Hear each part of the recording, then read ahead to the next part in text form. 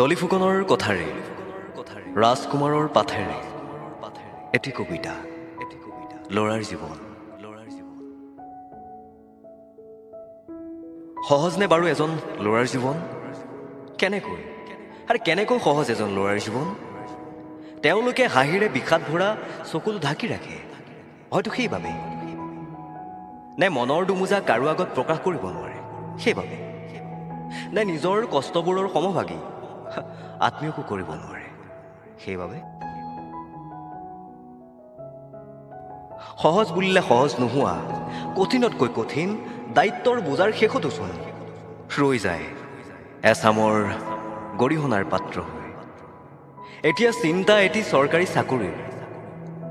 না না না, সেই চাকৰি নিজৰ বাবে নহয়, পৰিয়ালটিৰ সুখৰ স্বাৰ্থত, ভালতকৈ ভাল জীৱন লালসাৰ এমুঠি সুখৰ স্বাৰ্থত। বৃদ্ধ অৱস্থাত পিতৃ মাতৃৰ চোৱা চিতাৰ দায়িত্বৰ চিন্তা, বিয়াৰ পিছত পত্নীৰ সন্তানৰ দায়িত্ব। ইমানৰ পিছতো কয় তুমি কি কৰিছা? জীৱন যাত্ৰাৰ অন্তিম সময়লৈ কান্ধত দায়িত্বৰ মেট মৰা বোজা। দায়িত্ব দায়িত্ব দায়িত্ব, আবে ধুৰ চালা, এই দায়িত্বৰ শেষ ক'ত আৰু কেনেকৈ?